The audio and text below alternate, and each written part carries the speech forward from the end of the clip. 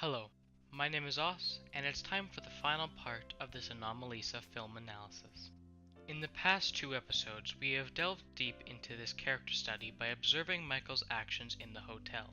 As I finish this analysis up today, I'll be looking back at this film and observe all the many themes and attempt to solve every loose end in this painfully truthful film.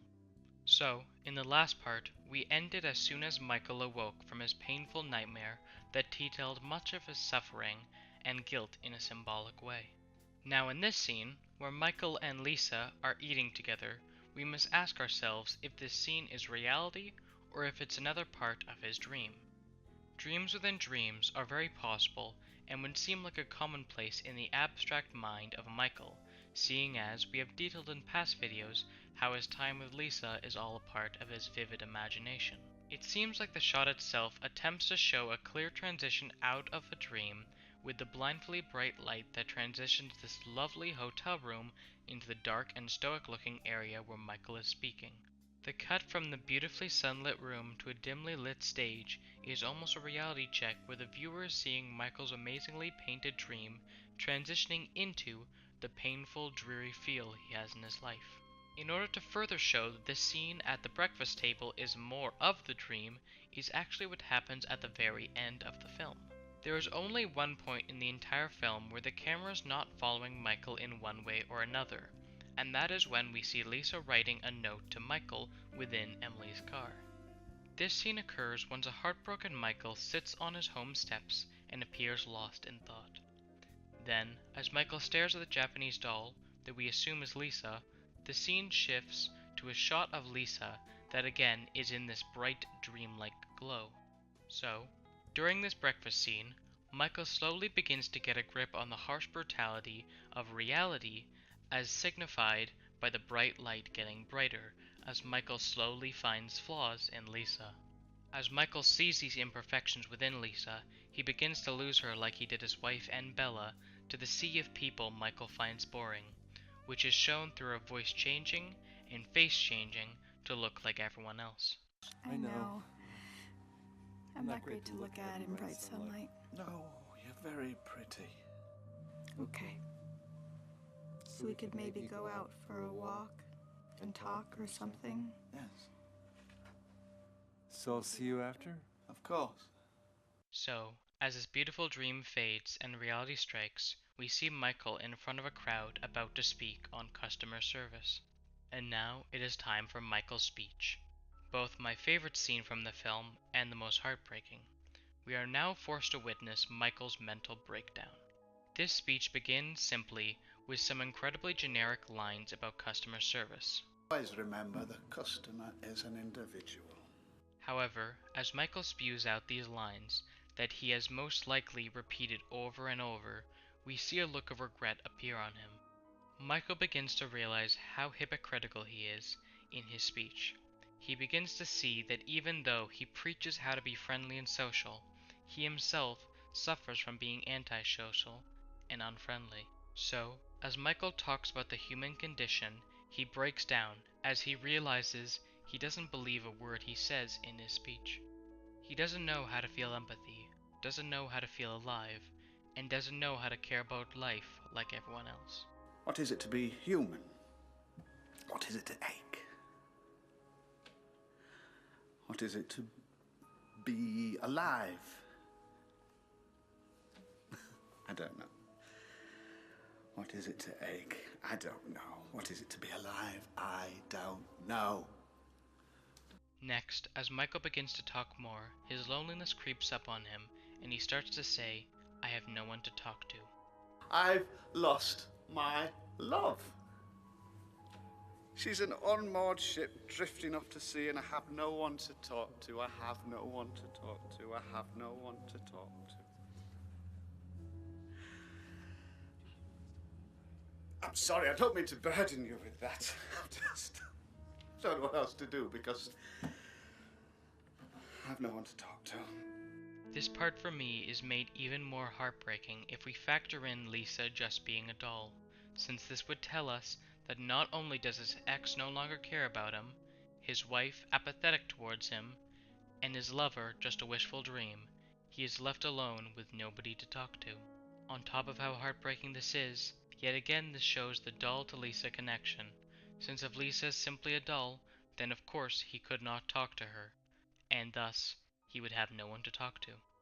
Next, in a moment that makes me want to cry every time, Michael excruciatingly describes the feeling of being trapped in depression, as many of us have faced. Michael feels as though if he could at least cry and display emotion, he could perhaps leave this state, but he somehow cannot form the tears.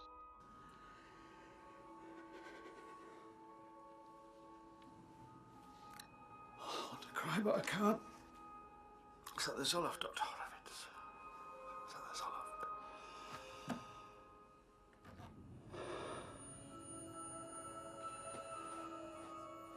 it. My face squeezes into that crying contortion you all know so well, but nothing comes out. I need tears. It's like not being able to come. I need tears to tear me in two and let this nightmare escape.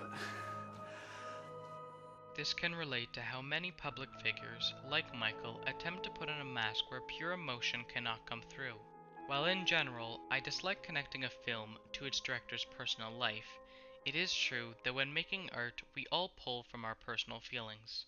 And seeing as Charlie Kaufman often seems to mask a certain sadness that he injects into his films, it would make perfect sense for this to relate to this Hollywood mask of happiness.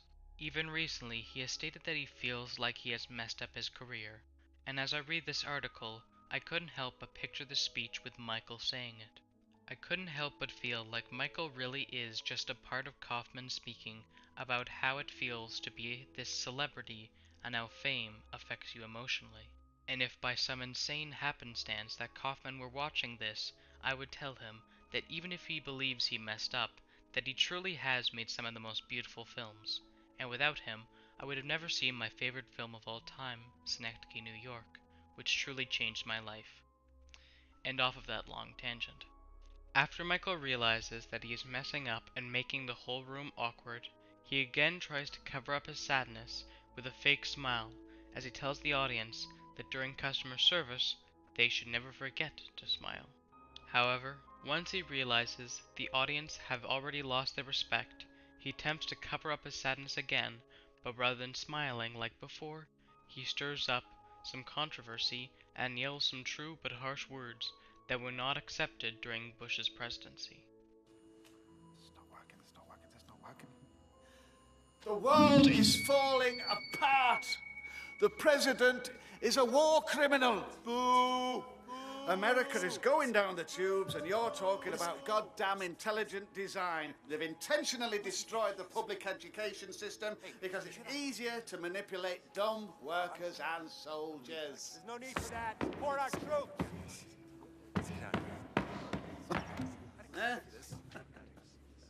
The line "that's not working" single-handedly proves that Michael is attempting to figure out words to engage the crowd at this point. This strategy is one that many celebrities do in order to draw attention to a controversy rather than a more pressing matter. Kaufman is showing even more here how those in the public eye will do everything to cover up their deeper feelings. However, Michael gives up as he attempts to regain composure and lets the audience know he has horrible problems. I sweat onto my pillow every night. I think there's something very, very wrong with me. He then finishes the speech by reaching at any hope left in his brain as he admits to his fear of death and insignificance. As he tells the audience that time is limited, he lets everyone know that there is someone out there for everyone and that everyone needs love. But as he says these lines, he seems about to break down, since now he's lost everyone he's ever loved in his life. Our time is limited, we forget that. Death comes, that's it. Soon it's as if we never existed. So remember to smile. Remember, there is someone out there for everyone, someone to love. Remember, every person you speak to needs love. Remember to... Once back home, we are given the final nail in the coffin that shows the doll was Lisa. This is seen through the fact that the doll has been used recently, proven by this line. How are you? Daddy, what's coming out of the toy? I don't know. God, Michael, it looks like semen. I don't know. I just got it at the store. I don't know. What's semen, Mommy? Oh, it's just a liquid, Henry. It's just a liquid.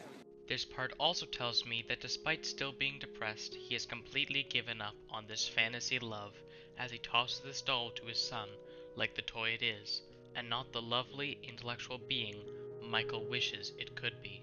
Finally, Michael, despite being told by his wife and everyone at the party that they are there for him, he seems unfazed by their love, but rather sits and stares at Lisa on the floor. Then, we see the scene I briefly mentioned before where the camera goes from Michael to instead Lisa, who is writing a letter. In this letter, Lisa details her love and the time that they spent together. The way she phrases it all seems far too pleasant if we are to believe she was left by Michael, seeing as Michael didn't run away with her like he said he would do. Plus, she mentions at the end that she looked up Anomalisa in her Japanese to English dictionary and found that it means goddess of heaven. P.S. I looked up Anomalisa in my Japanese English dictionary. It turns out it means goddess of heaven.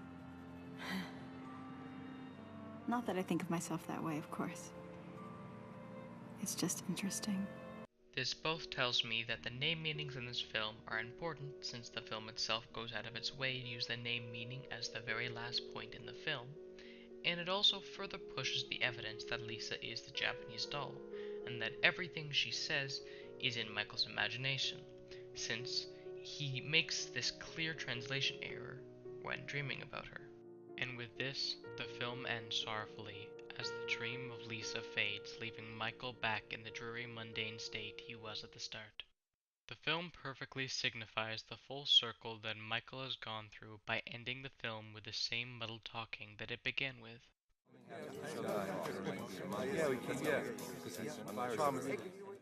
However, the credits are not simply just overlaid talking. It also contains the song None of Them Are You. This song pretty much sums up Michael's relationship with Lisa. Carter Burwell's lyrics clearly use Lisa as the you that he is talking about. Every line where he states none of them are you has lines that talk about this you being unlike everyone else. Let's take the first part for example. When I see a face or hear a name or am introduced to someone new, it doesn't matter, they're all the same, and none of them is you. This line begins by talking about Fergoli delusion in how all new people you meet are the same, except for you being Lisa. In a dream you came and held my hand. Our love was perfect in that sphere. The breeze was your whisper in that land, while the air stands still right here. Here Michael himself is speaking to Lisa. We know this due to the fact that this angelic dream he speaks of is just like all the time Lisa and Michael spent together, a simple, wishful dream. No, I've never met you, my sweet dear. And my friends, they say you don't exist. But friends are cowards, full of fear. Afraid to look at what they miss. Here the movie basically comes out and says that the Lisa Michael loved is not real. The line states that everyone around Michael have never seen Lisa and understand that it's all in his head. However, Michael stays in denial and calls them cowards rather than face the truth for himself.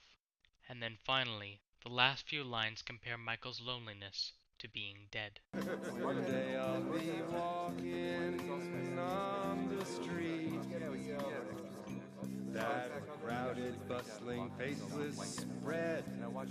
I'll turn the corner and we'll meet, and I will be no longer dead, and I will be no longer dead. Michael believes that if he could find a real Lisa that would care for him like the one in his imagination, then he would no longer be as depressed as he is. He wishfully dreams that one day he will walk around and find that Lisa is there, and then the movie fades away, leaving us only to wonder if Michael will find an escape from his sadness through true love, or be destined to live the rest of his life trapped in the mundane of doing the same routine. Anomalisa is a film about lacking connection. It's about that gut-wrenching feeling when you can't connect to anyone emotionally. Michael during the film is having that horrible feeling of loneliness, where despite being surrounded by loved ones, he feels like no one is really there. This feeling is perfectly represented by his Fergoli delusion. The delusion itself is not the center point of this film, but rather it serves as a way to show how we as humans can slowly become sick of the humanity around us. So why Lisa? And why does Kaufman and Johnson feel the need to show Michael imagining this girl? Well, I think it quite simply represents how brutal reality is and single-handedly breaks down all the fake boy meets girl cliches of films. Cinema in general loves to depict romance as this angelic experience where two people easily meet. Anomalisa presents this perfect match with Lisa, who seems to break away from the mold of the mundane. But as time progresses, Michael must grasp reality and realize that these perfect meetings that we imagine are generally no more than dreams. So is this film depressing? Well, yes and no. Sure, it's a film that's attempting to tell the audience that in general dreams of a perfect love are not true. Michael is a heartbroken man that keeps wishing for an unobtainable love that he ends up missing all the love around him. But with all the sadness around, we have to realize that this film does have a moral with it. And that moral is to be happy with what you have. Sure, that's an overused saying, be happy with what you have. However, it's an incredibly important one. We all have dreams of perfection in life, that's a given. However, when what we imagine doesn't pan out, it's our job to look at what we have and to be happy with just that. Michael has a lot in his life. He's wealthy, famous, and surrounded by people who really care. But he takes these unfulfilled dreams too harshly and ends up depressed because of it. And thus ends this Anomalisa analysis.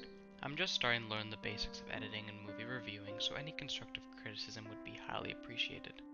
Thank you for watching.